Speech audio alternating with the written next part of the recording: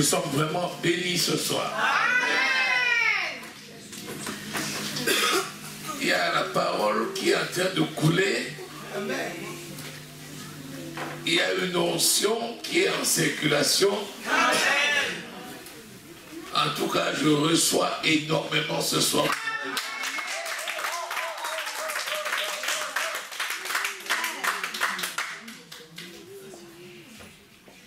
Toutes les paroles que tu es en train de manger depuis là sont en train de produire en toi quelque chose.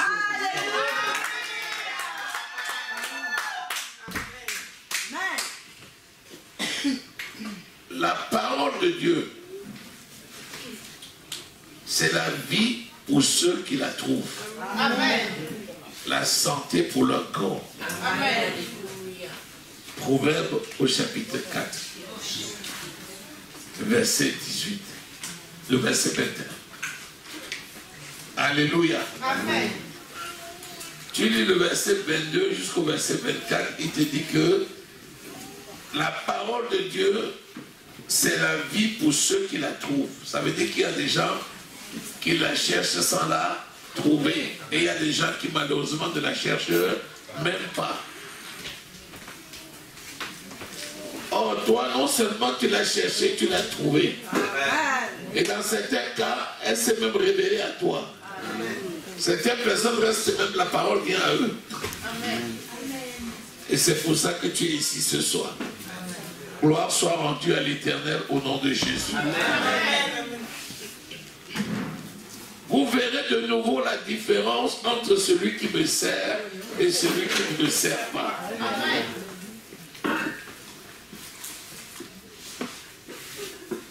Vous verrez de nouveau la différence entre celui qui me sert et celui qui ne me sert pas.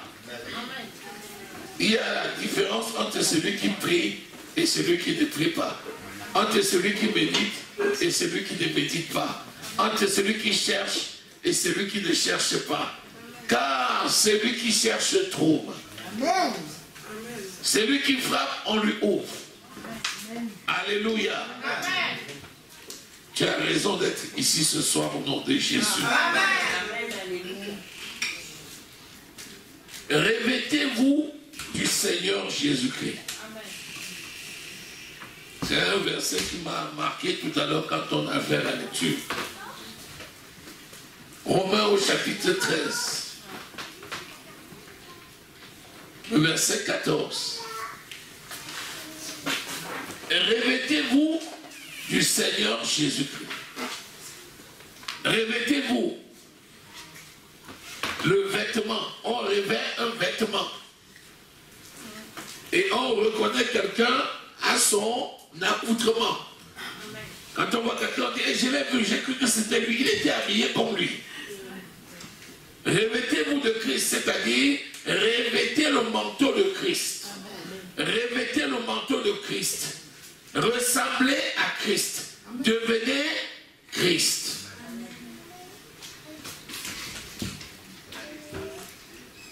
Revêtez-vous du Seigneur Jésus-Christ. En d'autres termes, si je vis, ce n'est plus moi qui vis, c'est Christ qui vit en moi. Christ vit en moi, mais il faut qu'on voit Christ. Lorsque je passe, on doit voir Christ. Revêtez-vous de Christ.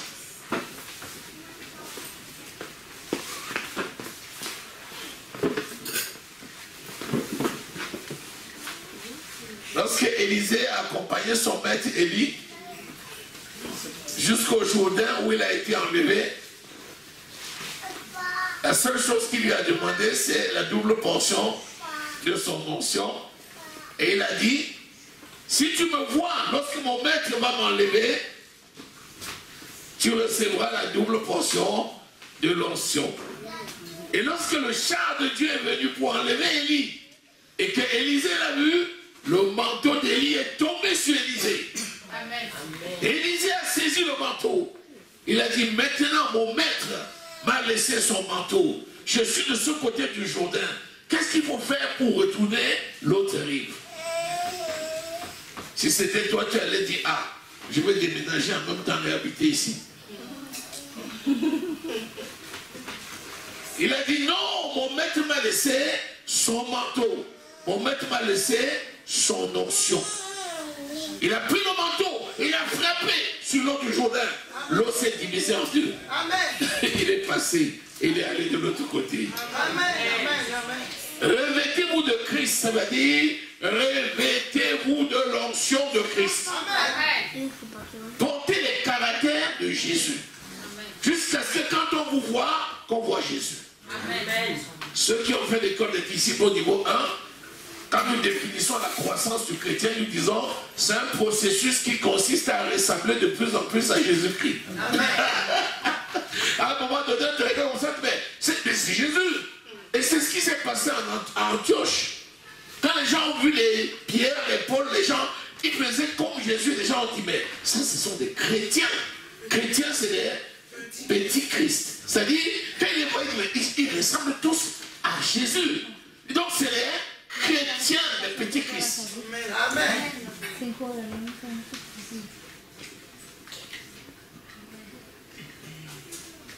Les petits Jésus. Donc, revêtez-vous du Seigneur Jésus. Alléluia. Amen.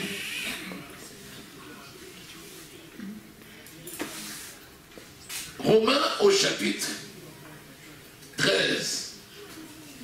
Je lis à partir du verset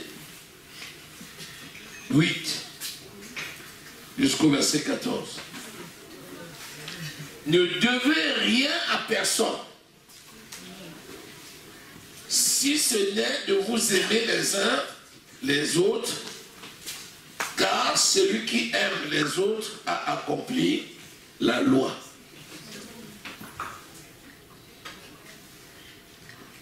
En effet, les commandements, tu ne commettras point d'adultère, tu ne tueras point, tu ne déroberas point, tu ne convoiteras point.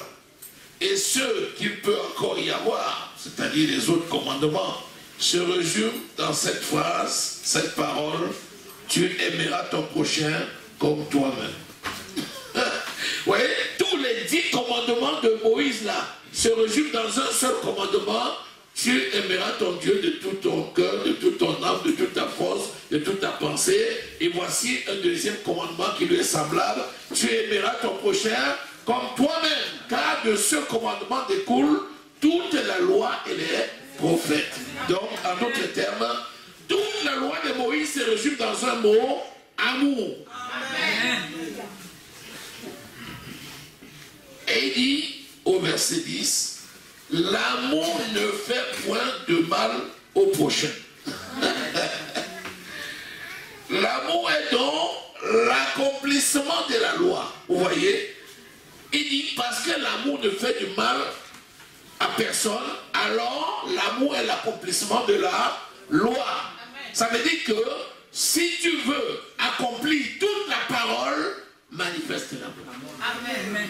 Et notamment l'amour pour ton prochain, parce que tu ne peux donner à l'autre que ce que tu possèdes. Aimer son prochain veut dire que on s'aime soi-même et qu'on a l'amour pour donner. Alléluia. Amen. Cela importe. Il nous dit maintenant pourquoi il est important de ne devoir rien à personne. Vous savez, il y a des gens qui doivent de l'argent à d'autres. Il y a des gens qui doivent de l'argent, qui doivent un travail, qui doivent quelque chose à quelqu'un d'autre. La parole de Dieu dit, tu ne dois normalement devoir rien à personne. En d'autres termes, si tu dois de l'argent à quelqu'un, paye ta dette.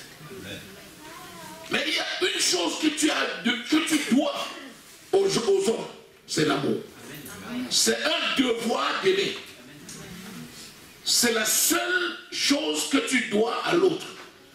Il y a une chose que tu dois donner à ton prochain, c'est l'amour. C'est obligatoire, ce n'est pas optionnel. C'est pour ça qu'il dit, ne devez rien à personne, si ce n'est de vous aimer les uns les autres, car celui qui aime les autres accomplit la loi. Et tout de suite derrière, au verset 10, il dit, l'amour ne fait point du mal à son prochain. L'amour est donc l'accomplissement de la loi. En d'autres termes, aimer son prochain, c'est ne pas lui faire du mal. Et si on ne lui fait pas du mal, on a alors accompli la loi, c'est-à-dire la parole qui s'accomplit dans l'amour. C'est trop puissant. C'est trop puissant. Alors il va vous dire pourquoi au verset 11, il dit, c'est là d'autant plus que vous voyez en quel temps nous sommes. C'est l'heure de vous réveiller enfin du sommeil. Car maintenant, le salut est plus proche de nous que lorsque nous avons cru. Amen. Il dit, il est d'autant plus important de témoigner à ton prochain l'amour que nous voyons, d'autant plus que nous savons en quel temps nous sommes. Vous savez que le temps est mauvais. Vous savez que le temps est mauvais. Vous savez que le monde est pervers. Vous savez que maintenant, même les lois que l'on avait peur dans tous les régimes du monde entier de voter, sont en train d'être votées maintenant partout. Les choses qu'on ne pouvait même pas oser parler sont devenues maintenant banales. Pour le monde, c'est devenu presque normal.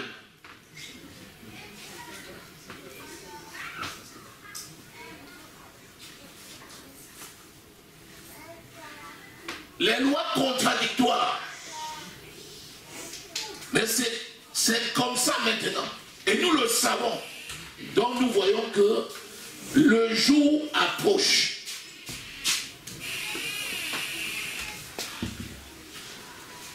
Il dit, allez, il est temps. C'est l'heure maintenant de vous réveiller enfin. Oh, enfin du sommeil. Ça veut dire que depuis le temps que tu dormais et qu'on te secoue, on te secoue pour que tu te réveilles là. Aujourd'hui, c'est grave. Aujourd'hui, là, lève-toi. Quand le Saint-Esprit t'a dit ça, tu as mis tes chaussures et te voilà. Disons Amen. Amen. Tu comprends pourquoi tu es là aujourd'hui? Hey. Peut-être que le matin, tu ne savais même pas que tu serais là. Alors le Saint-Esprit a dit, il y a des choses de basket rapidement là. Sauf dans la voiture, il va, tu as souvent obéi. C'est parce que tu as jaugé, tu as vu la gravité de la situation. Amen. Alléluia. Amen. Il dit, réveille-toi de ton sommeil maintenant. Pourquoi? Il dit, car maintenant le salut est plus proche que lorsque nous avons cru. La nuit est avancée, le jour approche. Normalement, la nuit, on fait quoi? On dort. Et il y en a qui font leur boulot. La nuit est faite pour dormir. Alors il y en a quelques-uns, dès que la nuit tombe, boum, ils sont au lit. Et si le jour ne se lève pas, ils ne se lèvent pas. On dit, mais qu'est-ce que tu as fait? Il dit, mais j'ai dormi. La nuit est faite pour dormir. Et on dit, mais tu as raison. Si tu dors bien la nuit, le jour tu es opérationnel. Pendant la nuit, qu'est-ce qui se passe? Le monde des ténèbres est en bas. C'est la nuit que les pactes sont signés. C'est la nuit que les sorciers tissent leur toile. C'est la nuit que les plans diaboliques sont fixés. C'est la nuit qu'ils passent à l'action. Pendant ce temps, oh, les gens roupillent.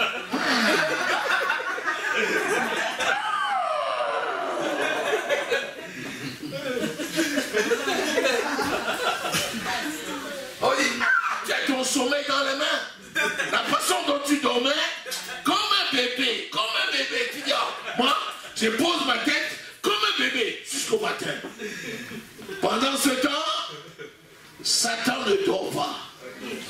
Il rôde comme un lion rugissant, cherchant qui il va dévorer.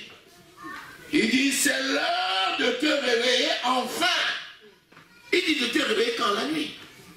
Tu as dit Dieu là, ce qu'il réfléchit. Lui-même a donné la nuit pour se reposer et il dit que c'est l'heure de se réveiller la nuit. Si tu ne te lèves pas la nuit pour prier, qui va contrer les avancées de l'ennemi? Qui va briser les pactes de Satan? Qui va détruire les stratégies du malin? Qui va annuler les plans du diable? Qui qui va le faire? Si tu ne te lèves pas pour combattre, qui va combattre?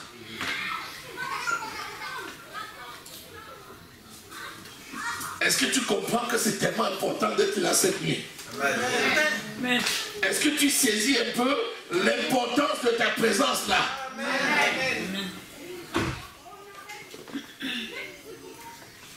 Il dit 1000 tombent à ta droite, 10 000 tombent à ta gauche, tu ne seras pas à terre. Est-ce que tu sais faire les additions? 1000 plus 10 000, ça fait combien? 11 000. Pour un, 11 000. Pour un, 11 000. Ça veut dire que quand tu prononces une parole, tu préserves 11 000 vies. Amen. Amen. Je dis, il faut dormir pour être en forme. Il y a des équations que le monde ne peut pas comprendre. On dit normalement quelqu'un de bien doit dormir 8 heures ou 10 heures dans la nuit. Quand tu dis plus le temps passe, moins je dors, on dit mais tu as un problème? Non, c'est l'onction. Oh, on dit quoi? Tu dis avant je dormais 8 heures, maintenant je dors à peu près 5 heures. On dit mais tu as un problème? Tu dis non, il n'y a que des solutions. On dit tu fais quoi? Tu dis je prie. On dit mais comment? Tu es malade.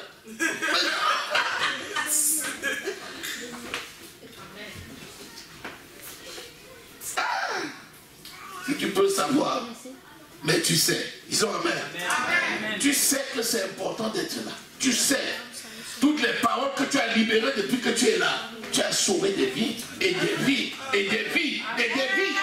Si le Seigneur peut ouvrir tes yeux avec toi.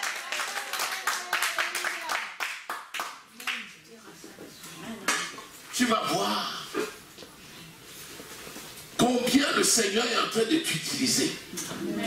Chacune de tes paroles, c'est une bombe que tu lâches dans le milieu diabolique.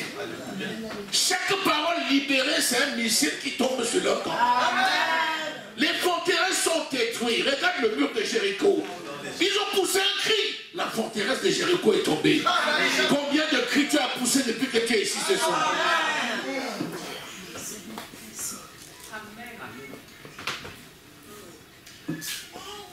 Allez, il n'est pas tard. Réveille-toi enfin.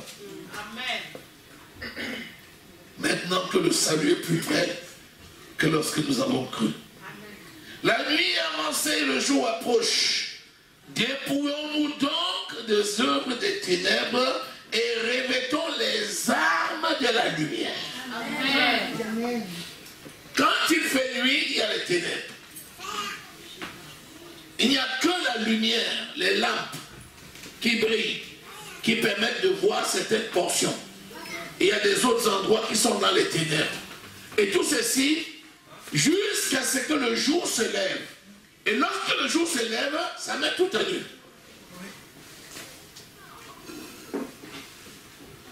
Cette lumière qui luit dans la nuit, c'est toi qui te lèves pour prier. C'est toi qui veilles sur la famille. C'est toi qui veilles sur la famille, qui veille sur tes frères, qui veille sur tes soeurs, qui veille sur le pays, qui prie pour les autorités, qui prie pour la paix, qui prie pour la vie, sur le pays. C'est pour ça que nous sommes là. Alléluia. Et avant que le jour du Christ ne vienne, parce que le jour de Christ viendra, et ce jour-là il viendra, seuls ceux qui seront prêts pour l'avènement du Seigneur seront enlevés. Amen. Seuls eux, c'est-à-dire ceux qui seront corps, âme et esprit prêts pour l'avènement du Seigneur. Alléluia. Amen. C'est le Saint-Esprit qui nous prépare. Et nous sommes partenaires avec le Saint-Esprit dans cette préparation. Amen.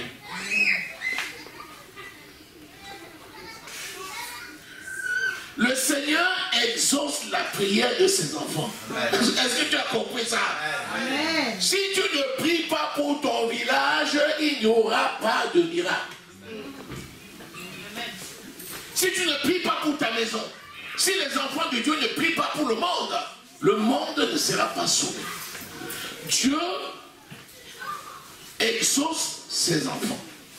C'est pour ça qu'il dit, priez sans cesse. Et la nuit, nous prions pour contrer l'avance de l'ennemi, pour racheter le temps, pour délivrer les captifs. Alléluia. Amen. Il dit, marchons honnêtement comme en plein jour. Amen. Dans la nuit, tu es la lumière qui luit dans les ténèbres. Donc c'est toi qui montres le chemin à ceux qui sont dans les ténèbres. Donc que ce soit la nuit ou que ce soit le jour, tu marches comme si tu étais en plein jour. Ça veut dire quoi? Ça veut dire que tu dois toujours être identifiable. Il faut qu'on reconnaisse les caractères de l'esprit sur toi. Il faut qu'on voit l'amour de Dieu manifeste dans ta vie. À chaque instant, à chaque moment, dans tout lieu et en tout temps, tu dois pouvoir refléter la gloire de Dieu. Disons Amen. Amen.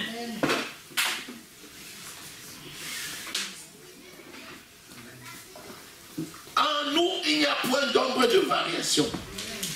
Parce que les bénédictions de l'Éternel ne s'accompagnent d'aucun chagrin. Qu'importe le temps, qu'importe le moment, qu'importe le lieu, nous devons refléter la gloire de Dieu. Parce que nous sommes la gloire de Dieu. Tu vas demander, mais qui va me donner la force là? C'est Jésus. Parce que non seulement il t'a donné le Saint-Esprit, mais il t'a d'abord montré lui-même l'exemple comment tu dois faire. Parce que tout ce que le Seigneur nous a donné la force de faire aujourd'hui, c'est ce qu'il a fait d'abord lui-même pour nous montrer l'exemple. Marchons honnêtement, comme en plein jour, loin des excès et de l'ivrognerie, de la luxure, de l'impudicité, des querelles et des jalousies. Voilà, il a limité la liste là. Mais si tu lis entre les lignes, chaque mot qu'il a dit là cache plein d'autres mots. Alléluia. Amen. Il dit, nous qui sommes lumière dans les ténèbres, reflétons la gloire de Dieu et marchons loin des excès. Marchons loin des excès. Nous avons le droit de manger, mais nous n'allons pas devenir des bouffons. La gourmandise, c'est un péché.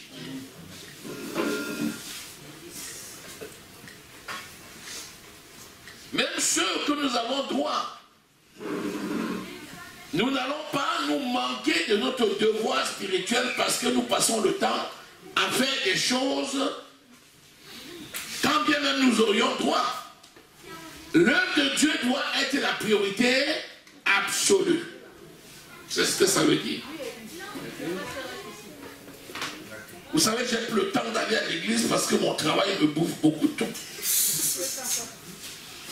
Autrefois, je me rappelle, on allait à l'église tous les jours. Mais maintenant, vous savez, je suis devenu le patron d'une grande entreprise. Je n'ai plus le temps. Parce que si je ne suis pas là, rien ne marche. Si tu ne sais pas faire, ça va fermer. Et pourtant, tu es là. Qu'est-ce que tu vas dire alors? Tu vas commencer à culpabiliser en disant, je suis un incapable. Tout simplement parce que tu avais mis pour définition que si ça marchait, c'était parce que tu étais là tous les jours. Le jour où ça ferme, malgré que tu sois là tous les jours, tu commences à dire, je suis l'homme responsable, je suis un incapable. Alors que la parole de Dieu te dit que tu peux tout par celui qui te fortifie. Donne la priorité absolue à la parole. Consacre ton temps pour prier. Je vous assure, si quelqu'un dort 10 heures dans la nuit, le lendemain il est plus fatigué que quelqu'un qui a fait la veillée, après il a dormi 3 heures. D'ailleurs, on vérifie ça. Le samedi soir après la veillée, quand tu vois certaines personnes à 10 heures ou à 11 heures, ils ont l'air fatigués, alors qu'ils dorment depuis le soir à 20 heures.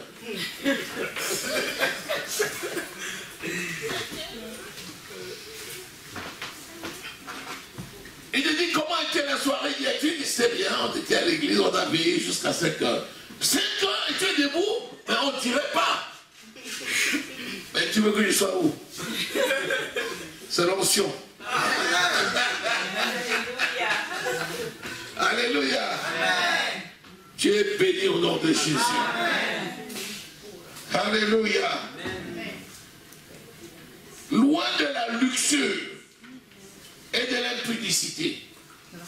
Tu as le droit d'acheter des belles choses. Mais si les belles choses deviennent pour toi l'idolâtrie, c'est le démon de la luxure. C'est le démon de la luxure. Si tu consacres tout ton temps à bichonner ta voiture, à nettoyer ta maison, à nettoyer tes vestes, tu consacres tout ton temps à contempler ta belle maison, tu contemples tout ton temps à lustrer tes choses, tu n'as aucun temps pour lire la parole, la méditer ou aller à l'église, tu es atteint du démon de la luxure.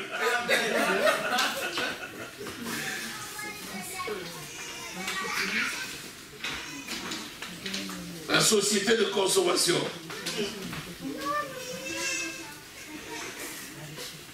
Alléluia. Amen. L'impudicité, les querelles et des jalousies. Il dit, nous qui montrons l'exemple, dépouillons-nous de toutes ces choses-là et revêtons Christ. Le caractère de Christ, c'est l'amour. Nous avons tellement parlé et nous en parlons encore. 1 Corinthiens au chapitre 13. Alléluia. Amen. 1 Jean au chapitre 3. Alléluia. Amen. Ça, ce sont des grands chapitres qui parlent que de l'amour. Tu lis ça, tu relis et tu relis et tu relis encore. Amen. Béni soit le Seigneur. Amen. N'ayez pas soin de la chair pour en satisfaire les convoitises. Amen. On n'a pas dit de ne pas prendre soin de ton corps. C'est pas ce qu'on a dit. La parole de Dieu n'a jamais dit ne te lave pas. La parole de Dieu n'a jamais dit ne t'habille pas bien. Ne te coiffe pas bien. La parole de Dieu n'a jamais dit ça. La parole de Dieu te dit que ton corps est le temple du Saint-Esprit dont tu dois en prendre soin.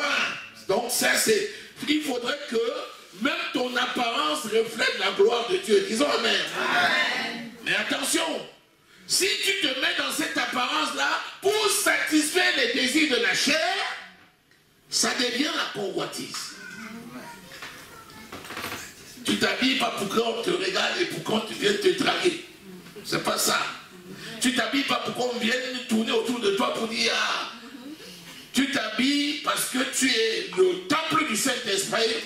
Tu te dois d'être saint de corps et d'esprit. Tu es pur à l'intérieur, tu es pur à l'extérieur. Et partout où tu passes, la gloire de Dieu est manifeste. Disons Amen. Amen. Amen, amen, amen.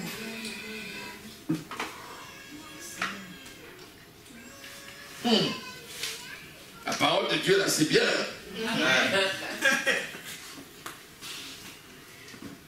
Vous savez, il y en a qui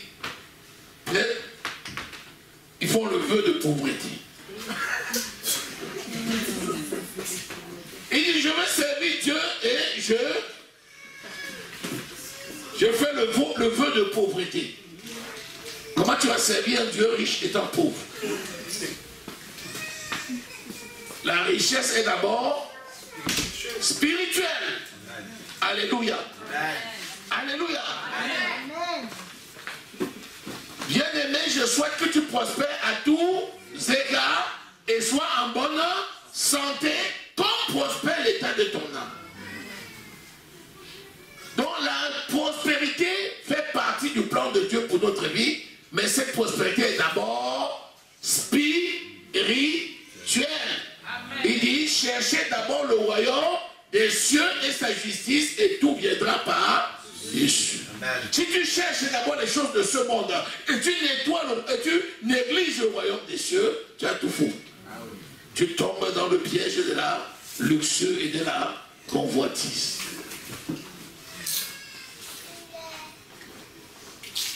Donc il est tellement important de comprendre que nous devons refléter Christ. Alléluia. Amen. Et lui ressembler. Maintenant certains disent, et si on est fatigué, on fait comment? Et si on est fatigué? Et si on se sent fatigué, on fait comment? Jésus aussi était un homme sur cette terre. Il a pris la chair humaine et il a marché sur cette terre. Lui aussi, il a été fatigué. Lui aussi, il a eu faim. Quand il était fatigué, il faisait quoi? Il se reposait. Alléluia. Amen. Mais est-ce que quand Jésus se reposait, ça veut dire qu'il cessait de travailler? Non. Lisons Jean au chapitre 4.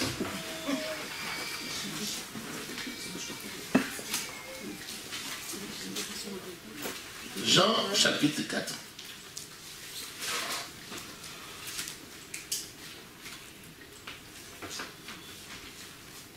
Alléluia. Amen. On nous dit à partir du verset 5.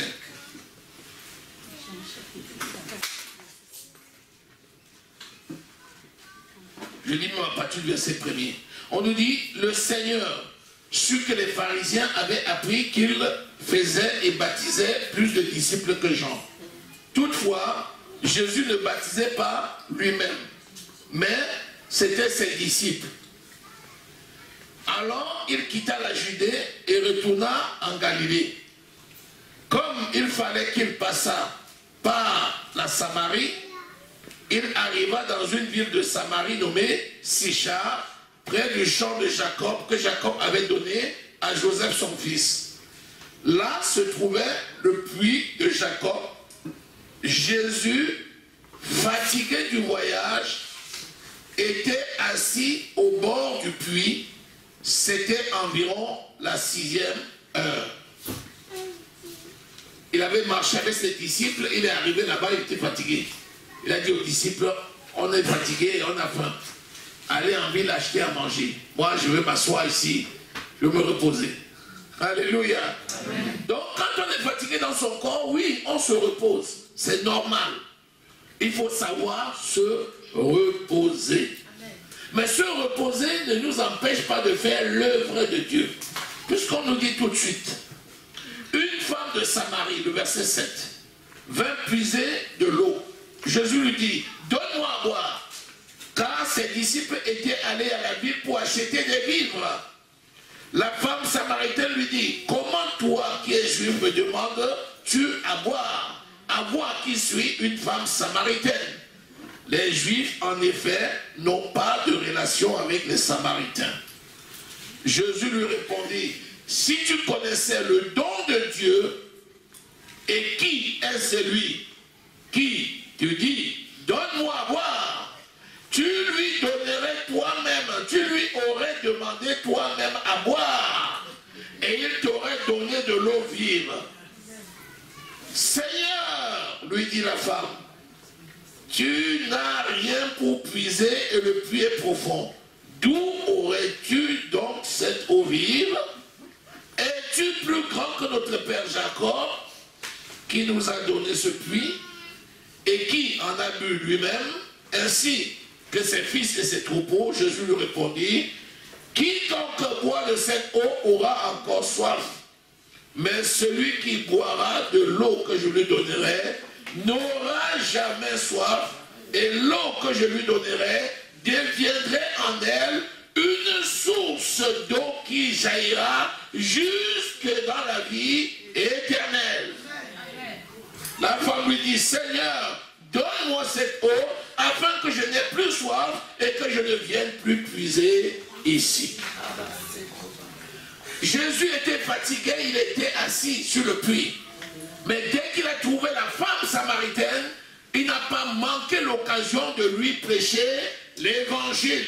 Lui dire qui il était. Lui, il est la source d'eau vive. C'est pourquoi tu dois prêcher l'évangile en toutes circonstances, favorables ou non. jamais prétester que, à cause de la fatigue, tu n'as pas témoigné Jésus-Christ. Alléluia. Amen. Alléluia. C'est formidable. C'est formidable parce que nous voyons ici que Jésus a travaillé, il a prêché l'évangile à cette dame alors qu'on nous a dit qu'il était fatigué et il avait faim. Donc ta fatigue, ta famine, quel que soit ce que tu peux ressentir, ne doit pas être pour toi un obstacle à la prédication de l'évangile et à la réalisation de la mission pour laquelle tu as été appelé. Amen. C'est pour ça que nous ne prenons jamais la retraite en ce qui concerne l'évangélisation. Tu as déjà vu un homme de Dieu en retraite? La retraite est administrative. Spirituellement, on n'est jamais en retraite. Alléluia. Amen. Tu comprends maintenant qui tu es? Amen. Et tu vois l'importance que tu as auprès de Dieu. Amen. Tu es la prunelle de ses yeux. Amen. Tu comprends ce que ça veut dire? Amen. Tu es les yeux de notre Dieu. Alléluia. Amen. Béni soit le Seigneur. Amen. Vous savez, quand vous lisez le verset 37, le verset 31, on nous dit que pendant ce temps, les disciples le pressaient de manger, disant, Rabbi, Rabbi, mange. Mais il leur dit, j'ai à manger une nourriture que vous ne connaissez pas. Les disciples se disaient, donc les uns les autres, mais quelqu'un lui aurait apporté à manger. Jésus leur dit, ma nourriture est de faire la volonté de celui qui m'a envoyé et d'accomplir son œuvre. L'homme ne vivra pas seulement de pain, mais de toute parole qui sort de la bouche de Dieu. Notre nourriture, c'est de travailler pour le Seigneur. Amen. Notre nourriture, c'est de prêcher l'évangile. Alléluia. Amen. La parole, c'est la nourriture de notre esprit. La parole, c'est la nourriture de notre esprit. Amen. La parole de Dieu, c'est la nourriture de notre esprit. Amen. Alléluia. Amen. Vous voyez, la nourriture charnelle que nous mangeons là, c'est la nourriture de notre corps. C'est ça qui nourrit le corps. Mais c'est la parole, la chair. Mais c'est la parole de Dieu qui nourrit l'esprit. Il dit, j'ai une nourriture que je dois manger. C'est une nourriture que vous ne connaissez pas. C'est de faire la volonté de mon Père qui est dans les cieux. Alléluia. Amen. Béni soit le Seigneur. Amen. Donc tu dois revêtir Christ. Lui ressembler. En faisant son œuvre et en déclarant sa parole. En toutes circonstances favorables ou non. Si tu vis désormais, c'est pour Christ que tu vis. Alléluia. Amen. Ce n'est plus toi qui vis, c'est Christ qui vit en toi. Et par conséquent, tu dois être consacré pour faire son œuvre. Alléluia. Amen. Il dit, j'ai une nourriture que vous ne connaissez pas. Ma nourriture, c'est de faire la volonté de mon Père qui est dans les cieux. Il est très important de respecter la parole de Dieu en faisant exactement ce que la parole de Dieu dit. Ta priorité absolue, c'est l'œuvre de Dieu. Amen. Alléluia. Amen. C'est la priorité absolue. Et c'est la raison pour laquelle tu es là. Alléluia. Amen.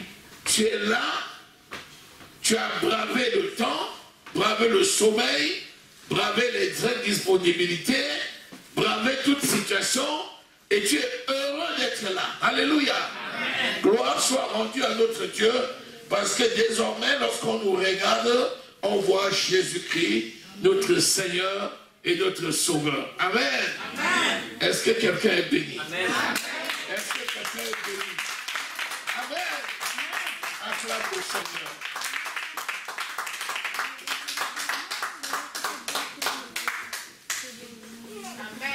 Jusqu'à ce qu'à un moment donné, je ne fasse plus cas de moi-même.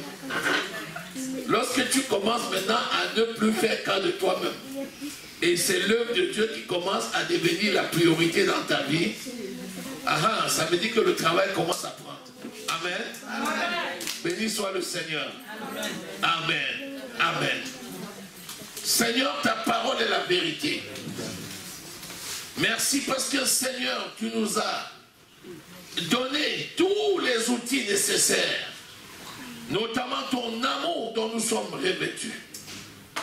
Rien ne peut nous empêcher de faire ton œuvre. Rien ne peut nous empêcher d'aller de gloire en gloire et de succès en succès. Merci Seigneur pour cet instant et ce miracle que tu opères dans les vies. Merci pour tous les miracles, pour toutes les délivrances que tu accomplis dans la vie de chacun de tes enfants. Merci pour ces moments de gloire. Alléluia, parce que désormais, tu es le maître qui règne sur nos vies. Que l'honneur et la gloire te reviennent. Au nom précieux du Seigneur Jésus-Christ, nous avons prié. Amen. Amen.